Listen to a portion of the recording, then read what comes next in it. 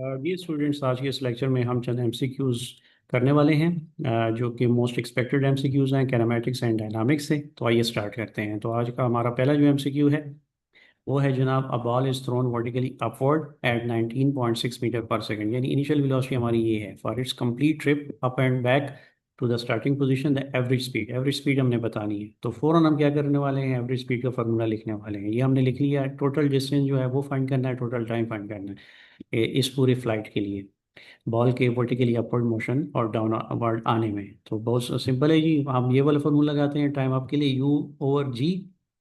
ये यहाँ पे यू है 19.6, इसको 9.8 से डिवाइड करें, 2 सेकेंड आ जाएगा। तो ये जाने का और वापस आने का प्लस हो जाएगा 2, तो ये हो जाएगा 4 सेकेंड। टोटल टाइम हमारे पास 4 सेकेंड हमने यहाँ पे पुट कर दिया। अब मैक्सिमम हाइट जो बनती है वो है यू स्क्वेयर ओवर 2 जी। इसमें वैल्यूज पुट करें, 19.6 मीटर आ जाएगा। टोटल डिस्टेंस 2 से मल्टीप्लाई करें, जाने का हाइट और फिर वहाँ से वापस आने का है। ठीक है, तो ये हो जाएगा हमारे पास 39.2 मीटर। इसको 39.2 मीटर को 4 पे डिवाइड करें, 9.8 मीटर पर सेकेंड आ जाएगा। तो बी हमारा सही ऑप्शन हुआ। नेक्स्ट पे चलते हैं जी। नेक्स्ट है हमारे पास, a projectile is thrown horizontally from a 490 metre high cliff. यानी हमारे पास एक क्लिफ है यहाँ तक, ये इसकी हाइट बनती है 490 मीटर। ये क्लिफ है, यहाँ से ball with velocity of 100 metre per second ball को थ्रो किया जा रहा है। ठीक है, प्रोजेक्टाइल को थ्रो किया जा रहा है। The time taken by the projectile to reach the ground, projectile को ग्राउंड तक पहुंचने में कितना टाइम लगता है। ठीक, तो ये टी हमने बताना है।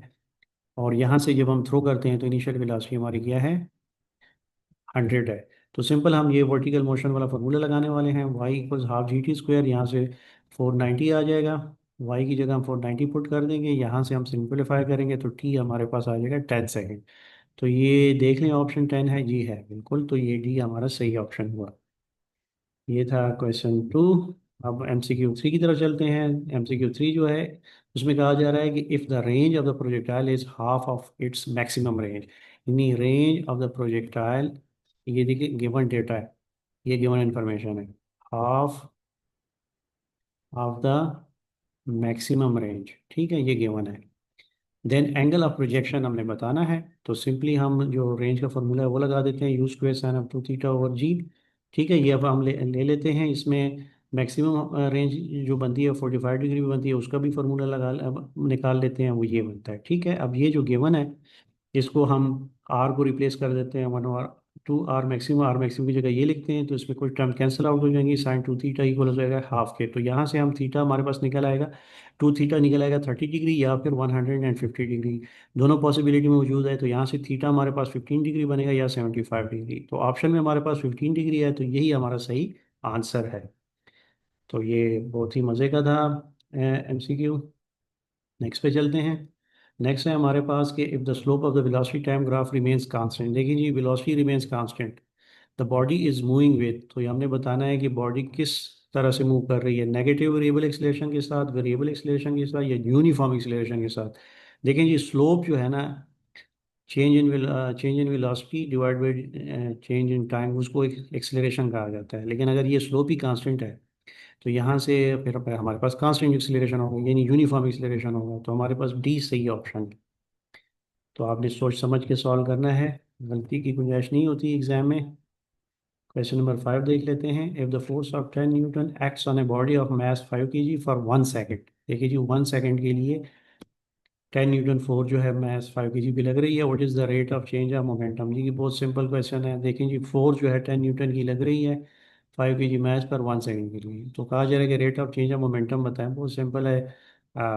जो डेफिनेशन है न्यूटन सेकंड लॉ के हिसाब से, F equal D P divide by D T.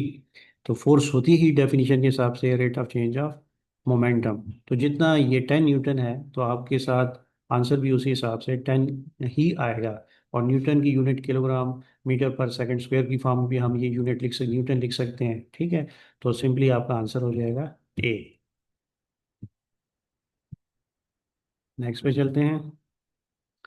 Next है हमारे पास जनाब, body of mass 2 kg moving with 15 metre per second collides elastically with stationary body of the same mass. After collision the second body moves with velocity. देखिए जी, जब भी body same हो, same दो बॉडीज हो, कोलाइड होती हैं elastically, तो पहली बॉडी जो है वो जिस स्पीड से आ रही हो, दूसरी बॉडी अगर स्टेशनरी हो, तो पहली बॉडी की जो वेलोसिटी होती है वो दूसरी की बन जाती है। ये है head on collision of head on elastic collision का कंसेप्ट। तो आपने सिंपली कह देना है कि अगर पहली पहली बॉडी जिसका मास 2 kg है, 15 मीटर पर सेकेंड से वो आ रही है, कोलाइड हो रही है स्टेशनरी बॉडी से, तो ये एक्सचेंज कर देती है एनर्जी अपनी, अपनी स्पीड, अपनी वेलोसिटी दूसरे बॉडी को। तो 15 ही दूसरे का आंसर होगा। ठीक है, तो ऑप्शन ए जो है वो सही है। आई होप आपको इन एमसीक्यूज की समझ आ गई होगी।